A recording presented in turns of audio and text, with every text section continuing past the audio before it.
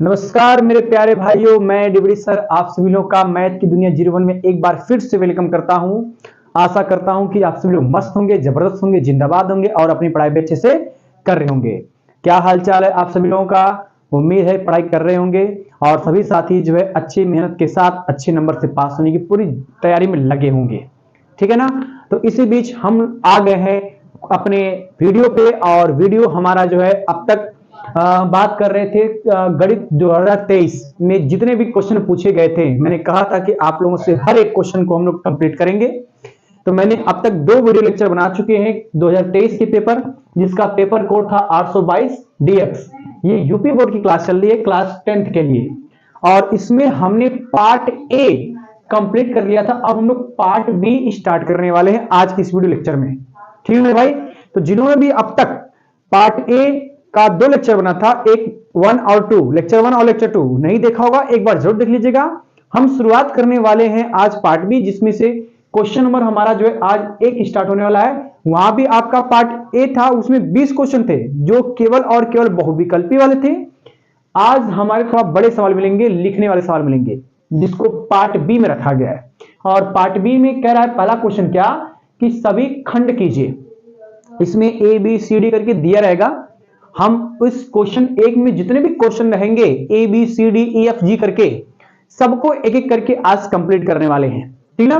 तो सभी लोग तैयार हो जाएं मजेदार तरीके से पढ़ने के लिए। आइए क्वेश्चन को देखते हैं मेरे भाई कि क्वेश्चन हमारा कहता क्या है। क्वेश्चन कह रहा है क्या कि खंड सभी खंड कीजिए। ये पहला ही क्वेश्चन आपका है और पहले क्वेश्चन में जो ए वाला है, ए आप ए करके दिया है, कह रहा है सिद्ध कीजिए कि कड़ी में 2 एक अपरिमेय संख्या है। मेरे भाई ऐसे क्वेश्चन लगभग हर साल पेपर में पूछ रहे हैं 2 नंबर के, है ना? कभी पूछ सकता है कड़ी में 2 एक अपरिमेय संख्या सिद्ध कीजिए, कभी कह सकता है कि 2 कड़ी में 2 एक अपरिमेय संख्या सिद्ध कीजिए। तो अपरिमेय संख्या सिद्ध करने के लिए जो क्वेश्चन तैयार हो रहे हैं वो लगभग हर पेपर में हर साल पूछ रहे हैं। तो इसलिए दिमाग में अपनी ये बैठा लीजिए कि मुझे कैसे भी करके इस तरह के सवाल को तो कंप्लीट करना ही है हर हाल में, और 2 नंबर छोड़ने नहीं बल्कि उसको लेकर आने हैं पेपर में। तो आइए, नहीं समझ में आया होगा तो हम आप लोगों को समझाते हैं कैसे हम सिद्ध करेंगे कड़ी में 3 एक अपरिमेय संख्या है। देखिए, कड़ी में 2 भी होता है अपरिमेय संख्या, कड़ी में 5 भी होता है, कड़ी में 7 भी होता है, कड़ी में 6 भी आपका अपरिमेय संख्या होती है। तो कैसे इसको हम सिद्ध करेंगे, इस चीज को हमने बात करनी है और पूरा फुल डिटेल के साथ हम क्वेश्चन को करने वाले हैं। ठीक है? आइए देखिए। तो पहले हमें सिद्ध करना कि एक अपरिमेय संख्या है, और अपरिमेय संख्या को सिद्ध करने के लिए हम क्या करेंगे कि इसका उल्टा मान के चलेंगे। क्या कि मान लेंगे कि माना कड़ी में 3 एक परिमेय संख्या है। मेरे भाई स्टार्ट करते हैं सॉल्यूशन इसका, देखिए ध्यान से। इसका हम सॉल्यूशन स्टार्ट करेंगे बढ़िया से, जैसे मैं यहां पर लिख रहा हूं आप लोग सेम वैसे ही आप पेपर में लिखेंगे ताकि पूरा पूरा नंबर आपको मिल सके, है ना? तो आइए, हमें सिद्ध करना है अपरिमेय संख्या, इसका हम उल्टा मान के चलेंगे। क्या कि माना कड़ी में 3 एक परिमेय संख्या है। ये एकदम उल्टा इसका मान चलने, माना कड़ी में 3 एक परिमेय संख्या है। ठीक ना? देखिए, हम परिमेय संख्या मान चल रहे हैं और परिमेय संख्या की जो जो कंडीशन है लगाते चलेंगे, फिर बाद में हमको पता चलेगा कि भाई जो हमने माना था वो तो गलत हो गया, हल करने पर आएगा ये चीज। इसका मतलब ये परिमेय संख्या नहीं बल्कि क्या हो जाएगा, अपरिमेय संख्या। इसलिए हम लोग यहां पर जो है परिमेय संख्या मान चल रहे हैं और एक विरोधाभास का प्रयोग करेंगे। विरोधाभास मतलब जो हम लोग मान चल रहे हैं उस बात का विरोध होने लगेगा, तो भाई परिमेय संख्या नहीं बल्कि क्या बन जाएगा आपका, अपरिमेय संख्या। तो उल्टा हमने मान लिया कि माना कड़ी में 3 एक परिमेय संख्या है, और परिमेय संख्या उसे बोलते हैं जो P बटा Q के रूप में लिख सकते हैं। जैसे जब ये आपका कड़ी में 3 परिमेय संख्या है, इसको लिख सकते हैं क्या, इसलिए आएगा कड़ी में 3 बराबर हो जाएगा P बटे में Q। किसी भी परिमेय संख्या को P बटा Q के फॉर्मेट में लिख सकते हैं। जहां मेरे भाई आप ये जानते हैं, जहां लिखेंगे कि जहां P तथा Q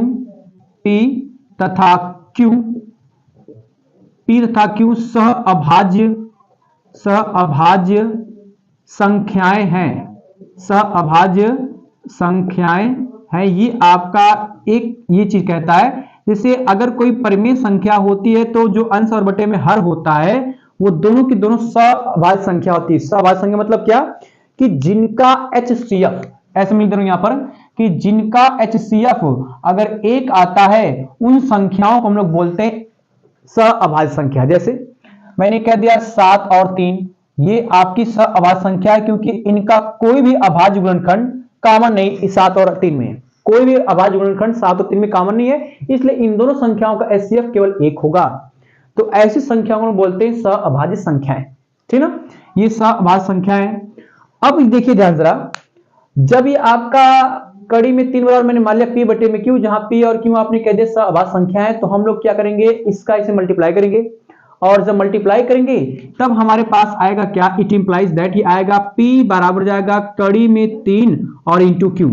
हम क्या करेंगे, कड़ी हटाने के लिए दोनों पक्षों का वर्ग करेंगे, तो लिखेंगे यहां पर क्या कि वर्ग करने पर, ऐसे लिखेंगे यहां पर वर्ग करने पर, और जब वर्ग करेंगे मेरे भाई तो क्या आएगा आपके पास, ये हो जाएगा P का स्क्वायर बराबर जाएगा 3Q का स्क्वायर, ये मिलेगा हमको। यहां से इसको सॉल्व करेंगे तो Q स्क्वायर का मान निकालेंगे, 3 जाएगा बटे में, तो आएगा P स्क्वायर बटे में 3 बराबर हो जाएगा Q का स्क्वायर। कहने का मतलब ये है कि जो 3 है यहां पर, ये 3 P स्क्वायर को विभाजित करता है, इस बात को हम लिख रहे हैं यहां पर, क्योंकि P स्क्वायर बटे में 3 है तो 3 P स्क्वायर को विभाजित करता है। लिखेंगे यहां पर क्या कि 3 P स्क्वायर को विभाजित करता है, विभाजित करता है, ये हमने लिख दिया यहां पर। अब जरा देखिए, अगर ये 3 P स्क्वायर को विभाजित करता है तो यही 3 P वाले को भी विभाजित करेगा। एक प्रमेय आपने पढ़ा था कि अगर P कोई पूर्णांक है तो अगर x y स्क्वायर को विभाजित कर P, अगर Q जो है P स्क्वायर विभाजित करता है तो Q P को भी विभाजित करेगा, बिना स्क्वायर वाले को भी विभाजित करेगा। तो 3 अगर P स्क्वायर को विभाजित कर रहा है मेरे भाई तो 3 P को भी विभाजित करेगा। तो यहां पे इसको लिख रहे हैं यहां पर क्या, इसलिए हम कहेंगे क्या कि ये जाएगा हमारे पास क्या 3 P, ध्यान देंगे जरा, P को भी विभाजित करेगा, विभाजित करेगा। ये हम लोग जान गए कि भाई 3 जो है P को भी विभाजित करता है, ये एक प्रमेय से हम लोग जानते हैं। इसको लिख सकते हैं यहां पर क्या कि प्रमेय से, प्रमेय आपने जो है वास्तविक संख्या में पढ़ा था कि अगर जो है कोई, ध्यान देने वाली बात है कि अगर x y स्क्वायर विभाजित करता है तो x y को भी विभाजित करेगा, ये आपने पढ़ा था, चीज वही है आपका। अब कहने का मतलब जब P 3 को विभाजित करेगा तो ये मैं मान लू यहां पर क्या कि जो P है, P और बटे में 3 मतलब 3 P को विभाजित कर रहा है, तो इसको मैंने जो है कोई एक संख्या K1 मान लिया इस तरह से, और इसका मैं नाम जो समीकरण नंबर 1 नाम देता हूं, चलिए 1 नाम दे दिया जाए, इसको मैंने 1 नाम दे दिया है ना, 1 नाम दे दिया। यहां पर जो है मैं इसको 1 नाम दे दिया, इसको मैं बेटा हाँ इसको मैं समीकरण 1 नाम देता हूं और यहां पर मैं समीकरण 2 नाम देता हूं। अब देखिए ध्यान से जरा, हम ये कह रहे हैं क्या कि अगर मैं इसको जो है P का मान यहां से निकालता हूं तो हम लोग इसका इसमें गुणा करेंगे, जब गुणा करेंगे तो आएगा आपके पास, इट इंप्लाइज दैट P बराबर हो जाएगा 3K1 मिलेगा। आप इसको समीकरण 2 मानिएगा, ऊपर नहीं समीकरण नंबर 2 आप इसको मान लीजिएगा, इस तरह हमको मिल जाएगा। अब यहां पर क्या करेंगे, जो P3K1 है इसका मान उठा करके आप समीकरण 1 में रखेंगे तब हमको क्या मिल जाएगा मेरे भाई, तो लिखेंगे यहां पर क्या समीकरण 1 से, और समीकरण 1 से हमको क्या मिलने वाला है जरा देखिए ध्यान से, क्या मिलेगा हमको, ये मिलेगा कि जहां पर P स्क्वायर वहां पर आएगा 3K, तो आएगा 3K का होल स्क्वायर बटे में 3 बराबर हो जाएगा Q का स्क्वायर। ये आप स्क्वायर तोड़ेंगे तो आएगा 9K1 का स्क्वायर, K1 का स्क्वायर, और बटे में आएगा 3 बराबर हो जाएगा Q का स्क्वायर, ये मिलेगा। ये आपका इससे कट जाएगा, आएगा 3K1 का स्क्वायर हो जाएगा Q का स्क्वायर, K1 का स्क्वायर का मान निकालेंगे तो हमारे पास आएगा Q स्क्वायर बटे में 3, ठीक है ना, ये मिलेगा। इसका मतलब फिर हम लोग समझ रहे हैं क्या यहां पर कि जो 3 है ये Q स्क्वायर को विभाजित कर रहा है, इसको लिख देते हैं यहां पर क्या कि इसलिए लिखेंगे यहां पर, इसलिए 3q² को विभाजित करता है, विभाजित करता है। और जब विभाजित करता है मेरे भाई, तो जैसे यहां पर 3p² को विभाजित कर रहा था तो 3p को विभाजित किया, उसी प्रकार यहां भी हम कह सकते हैं क्या, इसलिए कि 3q को भी, ये कामा है आपका, ध्यान रखिएगा, q को भी विभाजित करेगा, विभाजित करेगा। ये आपका हो गया। चलिए आइए देखिए ध्यान जरा, ये मिल गया हमको। अब यहां पर हम देख क्या रहे हैं बच्चे कि जब 3q को विभाजित करेगा तो मैं कहता हूं यहां पर क्या कि q बटे में जो 3 है, जैसे यहां पर 3p को विभाजित कर रहा था तो p बटे में 3 को मैंने k1 मान लिया था, उस प्रकार q बटे में 3 को मैं क्या मान लूं यहां पर k2 मान लेता हूं। इसको सॉल्व करेंगे तो आएगा q बराबर में जाएगा 3k2, ये मैंने मान लिया। इसका मैं समीकरण नाम दे दूं 3, है ना, ये मिल गया हमको। अब देखिए ध्यान जरा, हम p को देख रहे हैं कि p बराबर में 3k1 है और q बराबर में 3k2 है, मतलब p और q में 3 आपका उभयनिष्ठ दिख रहा है। और अगर p और q सअभाज्य संख्या है तो इसमें कोई भी अभाज्य गुणनखंड उभयनिष्ठ नहीं होना चाहिए, उसका HCF केवल और केवल 1 मिलना चाहिए, एक के अलावा कुछ भी ना हो। लेकिन देख रहे हैं कि भैया p और q में 3 तो आपका उभयनिष्ठ मिल रहा है, तो इसका मतलब ये कि p और q को जब मैंने अभाज्य संख्या मानी थी तो ये गलत हो गया ना, क्योंकि उभयनिष्ठ मिल रहा है। तो मैं ये कह सकता हूं कि समीकरण 2 और 3 से, ध्यान देंगे जरा इधर लिखेंगे यहां पर, समीकरण 2 और 3 से, समीकरण 2 और 3 से यह स्पष्ट है, समीकरण 2 और 3 से यह स्पष्ट है कि 3 p तथा q का उभयनिष्ठ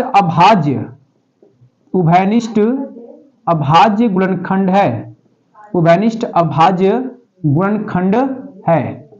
ऐसे लिखना पड़ेगा हमको, उभयनिष्ठ अभाज्य गुणनखंड है। और जब उभयनिष्ठ अभाज्य गुणनखंड है तो p और q सअभाज्य संख्या नहीं होंगे। लेकिन यहां पर क्या, इसलिए p तथा q सअभाज्य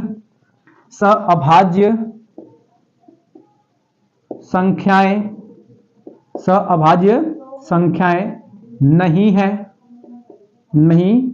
है, अतः यह एक विरोधाभास को प्रकट करता है, विरोधाभास को प्रकट करता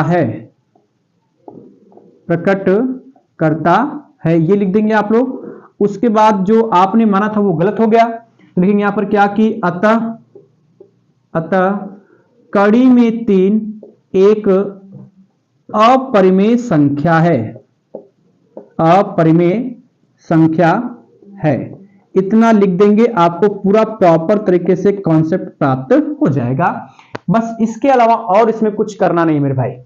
देखिए बेसिक पे हम बहुत ज्यादा ध्यान नहीं देना है, क्योंकि आप सभी लोग पढ़ चुके हैं इन सब के बारे में, कैसे कैसे लिखना है, ठीक ना। बस मैंने आपको तरीका बता दिया कैसे हल किया जाएगा। जिन भी प्यारे बच्चों को अगर लिखने का तरीका नहीं पता होगा वो देख करके बल्कि लिख सकते हैं, ठीक ना। तो आई होप, मुझे उम्मीद होगी कि ये क्वेश्चन आप लोगों को समझ में आया होगा। अब हम लोग इसको मिटाने के बाद बढ़ेंगे अगले क्वेश्चन की ओर और देखेंगे कि अगला क्वेश्चन हमारा क्या कहता है, ठीक है भाई। मैं इसको मिटाता हूं। तो मेरे प्यारे भाइयों, अभी हमने जो है क्वेश्चन नंबर प्रश्न 1 का ए वाला भाग कंप्लीट किया। अब हम लोग सामने बी वाला भाग है, बी क्वेश्चन कर रहा है, 1 का मतलब बी वाला क्वेश्चन है।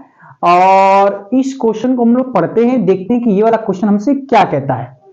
ये कह रहा है क्या कि यदि tan a प्लस बी बराबर 1 और tan a माइनस बी बराबर 1 बटा कड़ी में 3, कामा लगाया, कह रहा है 0 less than or equal a plus B less than or equal 19 degree, तो a और b के मान ज्ञात कीजिए। हमें a और b के मान निकालने हैं कि a और b के मान कितने होंगे, इसकी बात करना है कि a और b का मान कितना होगा, ये हमें निकालना है।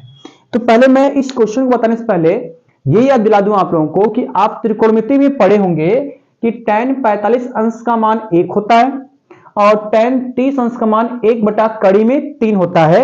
ये चीज आप लोग जो है पढ़े होंगे बेटा कि त्रिकोणमिति में किसका मान कितना होता है, टेबल आपने पढ़ा था, इस चीज को याद रखिएगा। इसका यूज यहां पर हम लोग करने वाले हैं, ठीक ना। अब आपके पास एक तो ये दे रखा है, पहले लिखते हैं यहां पर क्या कि हमारे पास गिवन है, गिवन मतलब होता है कि दिया है क्या दिया है हमारे पास tan a प्लस बी, और tan a प्लस बी बराबर में दिया है आपका 1 दिया है। हम जानते हैं कि tan के 45 अंश का मान 1 होता है, तो जहां पर 1 लिखा है उसकी जगह मैं tan 45 अंश लिख सकता हूं, वहां पर हूं लिखा जाएगा, तब हमारे पास आएगा कितना, इट इंप्लाइज दैट, ये हो जाएगा tan a प्लस बी बराबर में आएगा tan 45 अंश, ये मिल जाएगा हमको। tan से tan कट जाएगा, आएगा आपके पास a प्लस बी बराबर हो जाएगा 45 अंश। इसको मान लेंगे समीकरण नंबर फर्स्ट, ये मिल गया हमको। अब उसके बाद जो है मैं इसको, ये भी दिया हमारे पास, इसको भी लिखता हूं यहां पर कि एंड करके, and tan a minus B, ये दिया ना है, tan a माइनस बी बराबर में दिया 1 बटा कड़ी में 3, ये दे रखा है। अब हम जानते हैं कि tan 30 अंश का मान 1 बटा कड़ी में 3 है, तो जहां पर 1 बटा कड़ी में 3 दिया है वहां पर मैं tan 30 अंश रख सकता हूं, वहां पर हूं। आज जब रखेंगे तब हमारे पास आएगा इट इंप्लाइज दैट tan, ये जाएगा a प्लस बी बराबर हो जाएगा tan कितना आएगा 30 अंश हो जाएगा। इससे तो ये आपका कट जाएगा, आएगा आपके पास, सॉरी ये आपका a माइनस बी था, मैं भूल गया, a माइनस बी, ये a माइनस बी रहेगा यहां पर, यहां भी आपका a माइनस बी रहेगा। तो हमारे पास क्या क्या बचेगा, a माइनस बी बराबर हो जाएगा आपका 30 अंश। इसको मैं समीकरण नंबर 2 मान लेता हूं, है ना। अब समीकरण 1 और 2 को एक साथ लिखते हैं, यहां पर है, लिखेंगे समीकरण 1 तथा 2 से, इन दोनों को हम लोग एक साथ लिखते हैं, लिखेंगे तो कितना आएगा हमारे पास, समीकरण 1 था हमारे पास a प्लस बी बराबर हो गया 45 अंश, और समीकरण 2 था हमारे पास a माइनस बी बराबर हो गया आपका 30 अंश। अब देख रहे हैं क्या, ये समीकरण 1 ये 2, इसमें प्लस बी माइनस बी जोड़ देंगे तो प्लस 20 बी कट जाएगा आपका। तो देखेंगे यहाँ पर क्या, जोड़ने पर, ये सब आप लोग जानते हैं विलोपन विधि का प्रयोग किया जा रहा है, यहाँ पर है जोड़ने पर, तो आपका 20 से बी कटेगा, a और हो जाएगा आपका 2a, यही ना होगा, 2a हो जाएगा। 45 और जो है 23, ये हमें बात करना है, तो 45 और 30 जोड़ेंगे तो आपका हो जाएगा कितना, 75 हो जाएगा, 75। a का मान निकालेंगे तो आपके पास आएगा 75 बटे में 2, ये मिलेगा हमको, में 2 अंश 2 बट आ गया। इसका मतलब हम लोग ये कहेंगे क्या कि सॉरी ये 75 रहेगा आपका, 75 बटे में 2, इसका मतलब हमारे पास ये आ गया 35 दूना के 70, ये आएगा आपके पास 32 दूना लगभग आपके आ जाए कितना, 37 आ जाएगा आपका 5, 37 या ऐसे के लिए जाए, हम लोग भाग कर लेते हैं, सीधे सीधे कर लिया जाए, भाग कर लेंगे 2 से, तो हमारे पास कितना आएगा 75 में, तो ये आपके पास जाएगा 3 बार, आएगा 6 बचे, 1 बचेगा, यहाँ 5 उतार लेंगे, 7 बार जाएगी भाग, तो आएगा आपके पास कितना, 7 दूना के 14, 1 बचेगा। तो हम क्या कह सकते हैं, ये हमारे पास आ सकता है 37 सही 1 बटे में 2 डिग्री, ये हमको पूरा मिलेगा डिग्री के रूप में, ऐसे लिख दीजिएगा, और ये आपका पूरा जो है आंसर मिलेगा a का। अब a का मान हमें मिल गया है, चाहे ये वाला यूज करो चाहे ये यूज करो, बातें कही है, इतना हमको मिलेगा। इस मान को हम लोग समीकरण 1 में या 2 में किसी में रख सकते हैं, रखेंगे तो जिससे मान लीजिए हमें 1 में ही रखना है, रखेंगे तो हमारे पास कितना है, लिखेंगे यहाँ पर क्या, समीकरण 1 से, और समीकरण 1 से मेरे भाई आएगा आपके पास क्या, जरा देखना, ये हो जाएगा a का मान तो हमारे पास था कितना, 75 बटे में 2 लिख देते हैं, यहाँ पर है 75 बटे में 2 प्लस b बराबर में आ जाएगा आपके पास कितना, 45 अंश। इसको मैं मिटा दे रहा हूं, यहाँ पर हूं, इसकी कोई आवश्यकता है नहीं, हमें मिटा दे रहा हूं फिलहाल, ये जाएगा 45 अंश। अब b का मान निकालेंगे, ये प्लस इधर आएगा माइनस, तो आएगा b बराबर हो जाएगा 45 अंश माइनस हो जाएगा 75 बटे में हो जाएगा 2, भाग करेंगे गुणा करेंगे तो आएगा 45 गुना के 90 माइनस हो जाएगा 75 और बटे में आएगा 2। सॉल्व इधर कर रहा हूं मैं इसको, तो आएगा b बराबर घटाएंगे तो आपके पास बचेगा 15, ये हो जाएगा 15 बटे में हो जाएगा 2, इसका मतलब बी बराबर में आएगा 7 सही 1/2। ये हमको मिल जाएगा बी का मान। तो हमें ए का मान यहां पर, बी का मान यहां पर, आपको ये पूरा आंसर यहीं पे कंप्लीट हो जाएगा, ठीक ना। अच्छा, ये कह रहा है कि a प्लस बी का मान 90, 0 से बड़ा 90 से छोटा है, तो हमें a और b का मान निकालना था, हमने a और b का मान निकाल लिया। ये बहुत सिंपल सवाल था। अगर उम्मीद है कि आप लोगों को समझ में आया होगा। हम लोग इसको मिटाने के बाद अब बढ़ते हैं अगले क्वेश्चन सी की ओर। ठीक है मेरे भाई, देखिए। तो प्यारे साथियों, हमने जो है क्वेश्चन नंबर 1 का ए बी पार्ट कंप्लीट कर लिया। अब हम लोग जो है सी पे बात करने वाले हैं। सी का क्वेश्चन यहाँ पर लिखा हुआ है, काफी बड़ा सवाल है ये, लेकिन आराम से इसको कवर कर लेंगे। ये कह रहा है कि दो घनों, घन का मतलब ये होता है कि जैसे पासा होता है ना, जो इसमें लूडो खेलते हैं, उसी की बात कर रहे हैं। घन में क्या होता है कि जितनी भुजाएं होती हैं, सारी की सारी भुजाएं आपकी जो है सब बराबर होती हैं। और इन भुजाओं को मैंने मान लिया है क्या, x। ये वाली भुजा, ये वाली भुजा, ये भी घन है, ये भी घन है। दो घनों जिनमें से प्रत्येक का आयतन 64 सेंटीमीटर का क्यों है। और हम ध्यान रखेंगे कि जो घन का आयतन होता है, ये भुजा का क्यों, ये फार्मूला होता है घन के आयतन का, भुजा का क्यों। और मैंने प्रत्येक घन की भुजा मैंने क्या मान ली है, x। हमारे पास दो घन है, घन का आयतन 64 सेंटीमीटर क्यों है कि संलग्न फलकों को मिलाकर एक घना बनाया जाता है। कहने का मतलब ये कि जब इस वाले घन को उठाकर मैं इसके ऊपर रखूंगा तो एक घनाभ बनेगा आपका, एक घनाभ। और प्राप्त घनाभ का हमें पृष्ठीय क्षेत्रफल ज्ञात करना है। तो घनाभ का पृष्ठीय क्षेत्रफल का फार्मूला होता है 2 ब्रैकेट में लंबाई गुणे चौड़ाई प्लस चौड़ाई गुणे ऊंचाई प्लस ऊंचाई गुणे लंबाई होती है। ये घनाभ का फार्मूला, जहां पर l लंबाई है, b चौड़ाई है और h आपकी ऊंचाई है। तो जरा सोचिए कि अगर मैं इस घन को उठाकर इसके ऊपर रखूंगा तो इसकी लंबाई जो x थी अब वो डबल हो जाएगी, है ना। जो लंबाई इसके ऊपर मैं रखूंगा तो ये लंबाई हमारी x थी, ये लंबाई इसके ऊपर भी आ जाएगी, मतलब x और x मिलकर हो जाएगा 2x हो जाएगा, हमारा लंबाई डबल हो जाएगी आपकी। तो कितना होगा लंबाई, इस x का मान हम पहले निकाल लेते हैं। और उसके लिए हमने लिखा है क्या कि माना प्रत्येक घन की भुजा x है और घन का आयतन का फार्मूला होता है भुजा का क्यू। घन के आयतन का मान दिया है 64 सेंटीमीटर क्यू, तो रखेंगे यहां पर, ये आएगा आपके पास 64 बराबर भुजा मान ली हमने क्या x, तो जाएगा x का क्यू।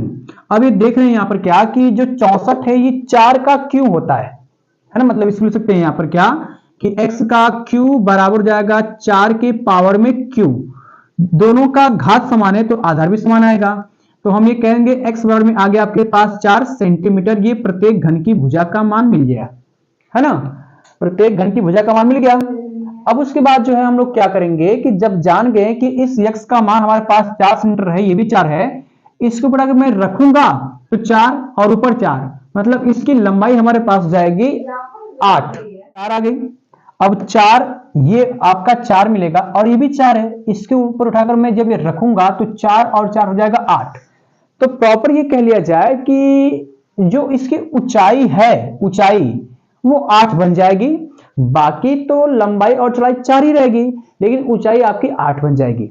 उस मान को हम यहां रखेंगे तो हमारे पास कितना आएगा, जरा देखिए, 2 गुणे लंबाई आपकी 4 रहेगी तो 4 और चौड़ाई भी 4 रहेगी तो गुणे 4 प्लस चौड़ाई आपकी 4 है और ऊंचाई जो है आपकी 4 ये ऊंचाई आपकी 8 हो जाएगी। तो जाएगा 8 प्लस ऊंचाई आपके पास 8 है और गुणे में हो जाएगा लंबाई 4 रहेगी। इसी को सॉल्व कर लीजिए, फटाक दे आएगा 2 ब्रैकेट में 4 चौके 16 और 8 चौके 32 और प्लस में आएगा 8 चौके 32, ये हो जाएगा। फिर आएगा आपके पास 2 ब्रैकेट में आएगा 16, 32 और 32 जाएगा 64। उसके बाद फिर सॉल्व करेंगे तो आएगा 2 गुणे, ये हो जाएगा 6 4 10 और ये कितना हो जाएगा 6 1 7 1 8 हो जाएगा। सॉल्व करेंगे तो आएगा आपके पास 8 गुना के 16 160 आएगा, 160 सेंटीमीटर का स्क्वायर।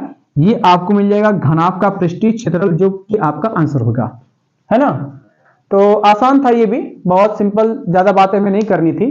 अब आप इसको सॉल्व कर सकते हैं मेरे साथी। अब मैं इसको मिटा करके फिर हम लोग बढ़ते हैं अगले क्वेश्चन की ओर, जो कि क्वेश्चन नंबर आपका डी शुरू होने वाला है, ठीक है ना। मिटाता हूं इसको।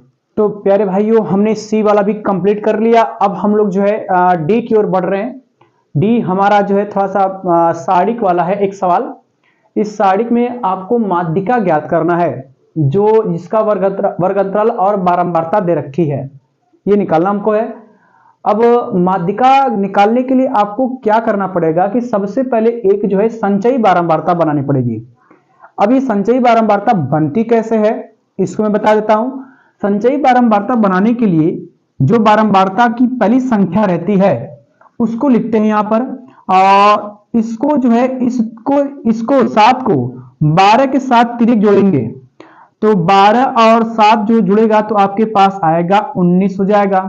19 और 8 जोड़ेंगे, जैसे 8 और 9 हो जाएगा आपका कितना 17, ये हो जाएगा आपका 37 हो जाएगा। 37 और 15 जोड़ेंगे तो 7 5 12, 12 के 2 हासिल आया 1, 3 1 4 हो जाएगा 5 52 हो जाएगा। ये आपका हो जाएगा 62 और 62 में 3 जोड़ेंगे हो जाएगा आपका 65, ये हमको मिलेगा। तो टोटल कहने का मतलब ये है कि जो आपकी संचयी बारंबारता है उसको निकालने के लिए बारंबारता की पहली संख्या लिखते हैं, उसके बाद तिर्यक जोड़ते हुए चलते हैं, तिर्यक जोड़ते हुए चलते हैं ऐसे, ठीक ना।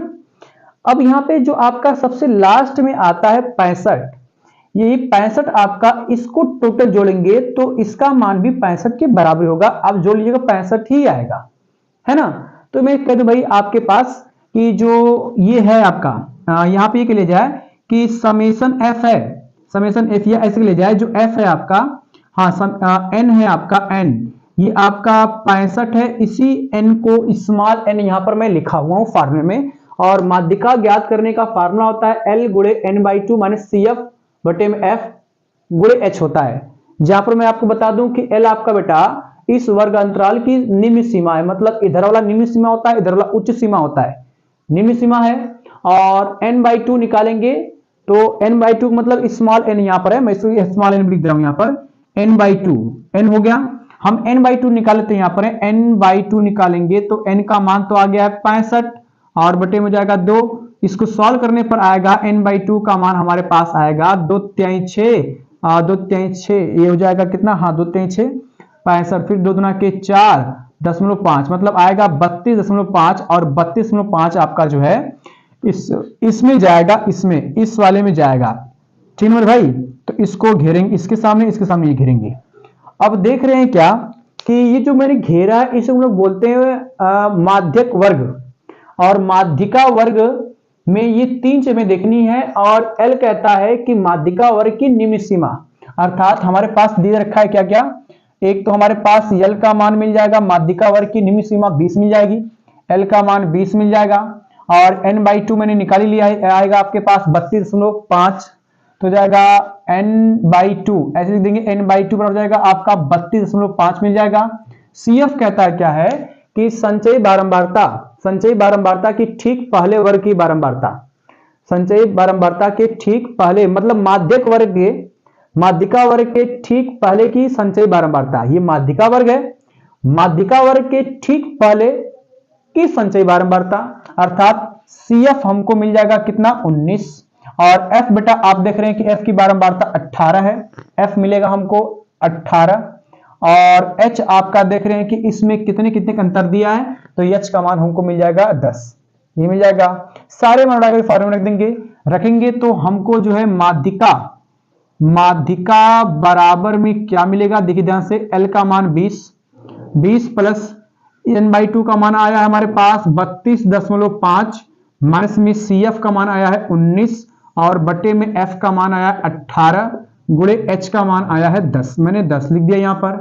फिर आएगा बराबर जाएगा 20 प्लस 32 में से 19 घटाएंगे तो 32 में से 19 घटेगा कितना बचेगा, देखिए मैं घटा भी दे रहा हूं यहां पर, 32 में से घटाना है 19, तो ये हो जाएगा 12 में से 9 जाएगा, बचेगा 3, ये बचा 2 में से 2 जाएगा 1, मतलब आएगा आपके पास 13.5 बचेगा, 13.5, और बटे में आ गया 18 गुणे 10, गुणा करेंगे तो आपके पास आएगा कितना 20 प्लस में जाएगा 135 बटे में जाएगा 18।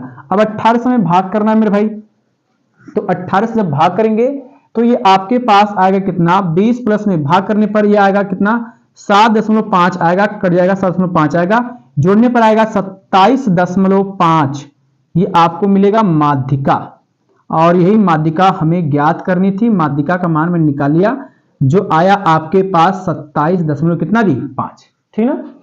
तो बहुत ज्यादा मैं डिटेल में बात नहीं किया, जिनको फार्मूला पता होगा समझ में आया होगा वो आप जानते होंगे, नहीं भी जिनको पता होगा वो याद कर लेंगे कि फार्मूला ये होता है वर्गीकृत आंकड़ों का माध्यिका ज्ञात करने का, है ना। अब मैं इसको मिटा करके क्वेश्चन नंबर ई की ओर बढ़ता हूं, क्योंकि हमें कम समय में अधिक क्वेश्चन बताने हैं, इसलिए मैं ज्यादा समय बर्बाद नहीं करूंगा। मिटाकर क्वेश्चन नंबर ई पे चलते हैं, ठीक है मेरे भाई। तो मेरे प्यारे भाई डी खत्म करने के बाद अब हम लोग पहुंच चुके हैं ई की ओर, और ई क्वेश्चन हम लोग देखते हैं फटाफट क्या क्वेश्चन कहता है।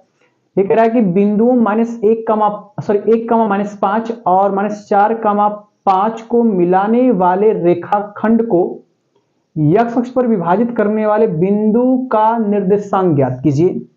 पहले तो कह रहा है कि इन दोनों बिंदु को मिलाने वाले रेखाखंड बनाते हैं। तो भाई आपके पास दो बिंदु दिया, एक आपका बिंदु मैंने ये ले लिया, इसके निर्देशांक दे रखे हैं हमारे पास क्या, 1, -5 ये दे रखा है, और दूसरा बिंदु हमारे पास दे रखा है -4, 5। इनको मिलाने वाले रेखाखंड को x अक्ष पर विभाजित करना है, मतलब कोई x अक्ष पर काट रहा है। तो x अक्ष पर हमेशा याद रखना मेरे भाई कि x अक्ष पर मान लिया जाए कि यहां पर कोई बिंदु है और यह x अक्ष पर है, तो x अक्ष पर हमेशा जो है y का मान 0 होता है, बाकी x का मान हम लोग कुछ ना कुछ मान लिए, h मान लिया जाए, कुछ ही मान लिया जाए, ये मैंने मान लिया। अब ये बिंदु इन बिंदुओं को विभाजित कर रहा है, लेकिन किस अनुपात में काट रहा है हमको पता नहीं है। अनुपात हम लोग लेते हैं यहां पर, ये बेटा आपका m1 और m2 के अनुपात में काट रहा है, इतना मैंने ले लिया। तो पहले मैं उस बिंदु को मानता हूं कि माना x अक्ष पर विभाजित करने वाले बिंदु का निर्देशांक h, 0 है। ये लिख लिया थोड़ा सा यहां पर क्या, कि माना x अक्ष पर, माना x अक्ष पर विभाजित करने वाले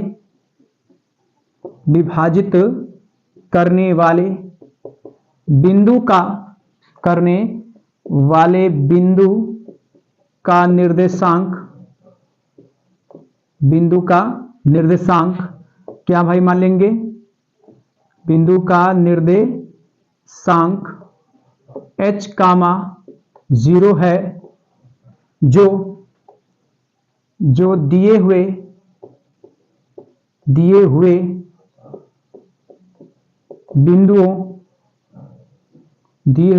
बिंदुओं ऐसे लिख देते हैं यहां पर है, जो दिए हुए बिंदुओं को मिलाने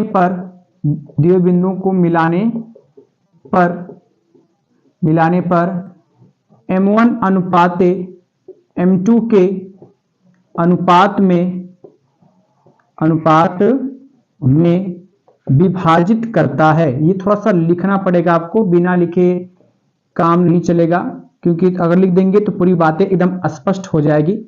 ये होता है, ठीक है, मैंने इतना लिख दिया। मतलब ये कि मान लिया हमने कि x अक्ष पर विभाजित करने वाले बिंदु का जो निर्देशांक है वो h, 0 है, जो दिए हुए बिंदुओं को मिलाने पर m1 अनुपात m2 के अनुपात में विभाजित करता है।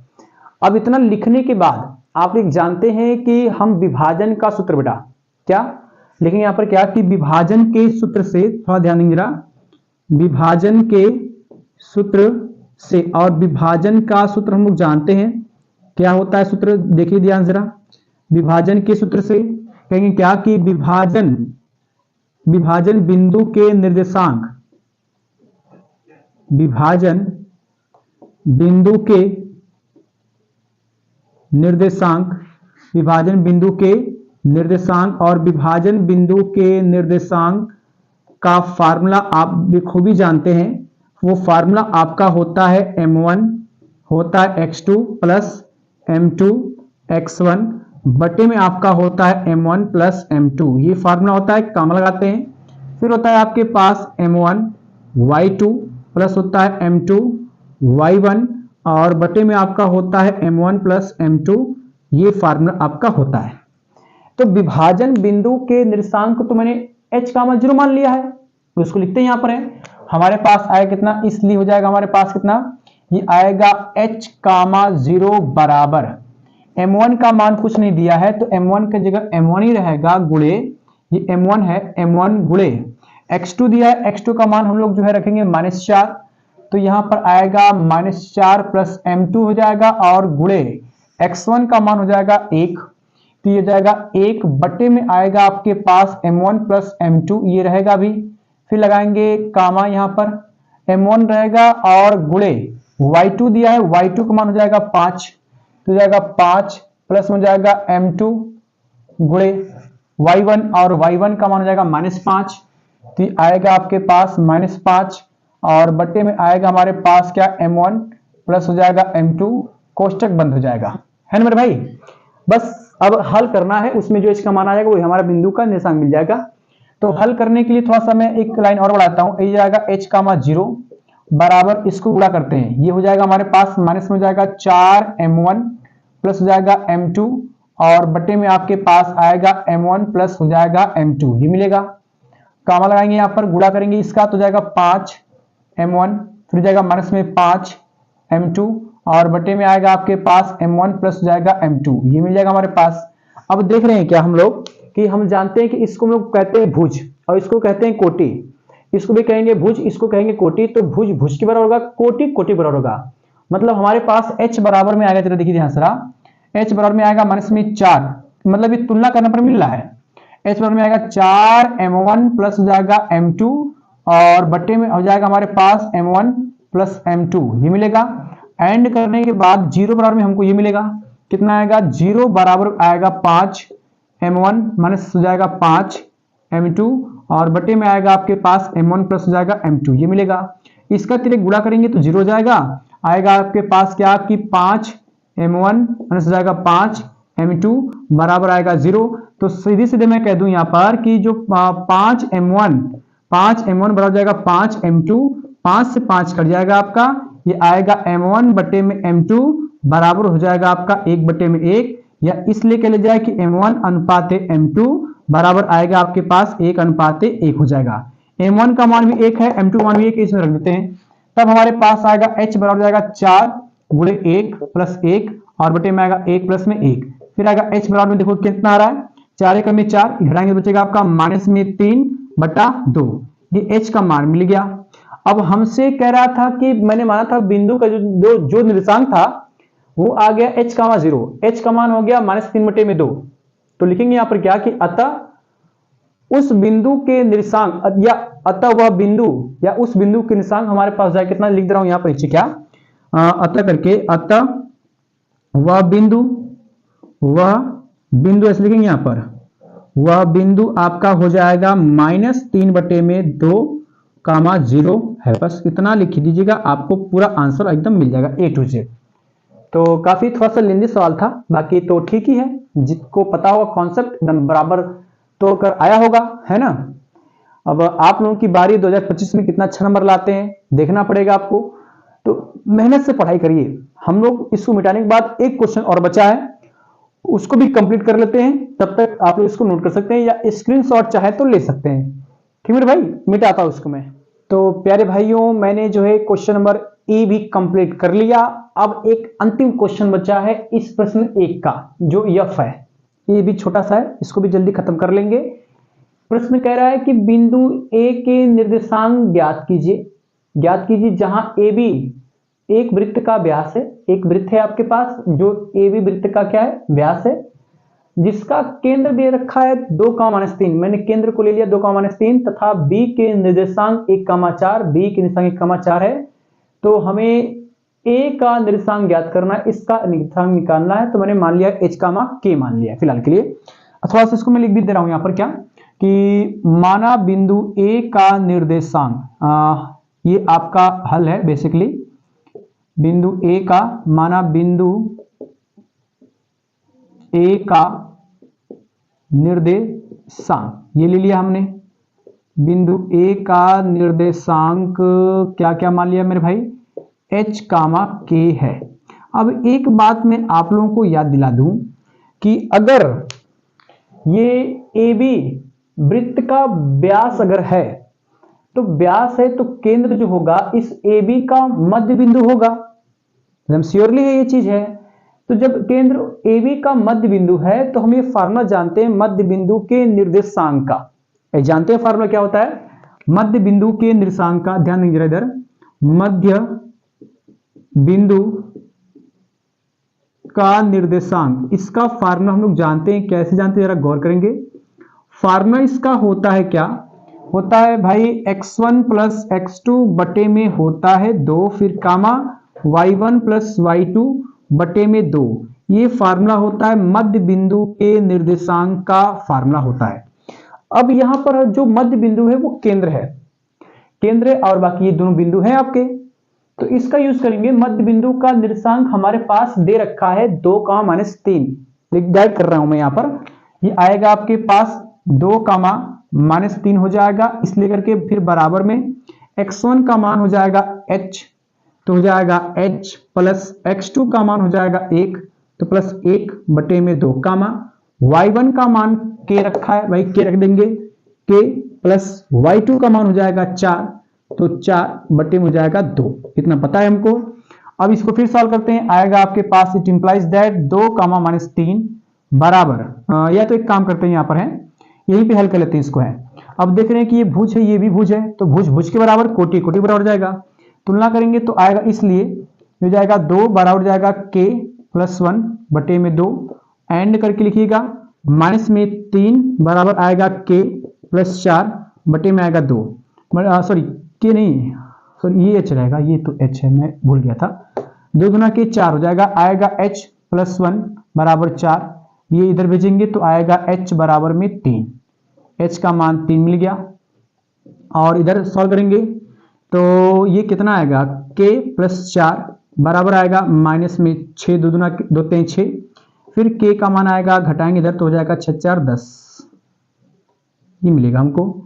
तो बिंदु जो a था इसका निर्देशांक आ गया हमारे पास 3, -10 लिखना यहाँ पर क्या, अतः बिंदु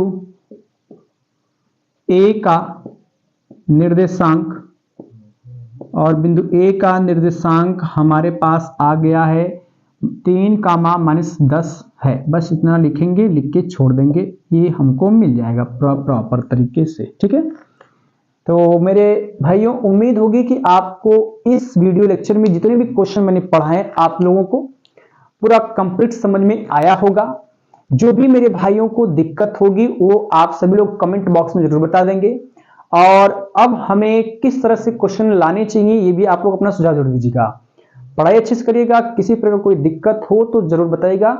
मिलते हैं ऐसे ही मजेदार वीडियो के साथ अगली वीडियो में, तब तक के लिए टाटा, बाय बाय, नमस्कार एंड जय हिंद।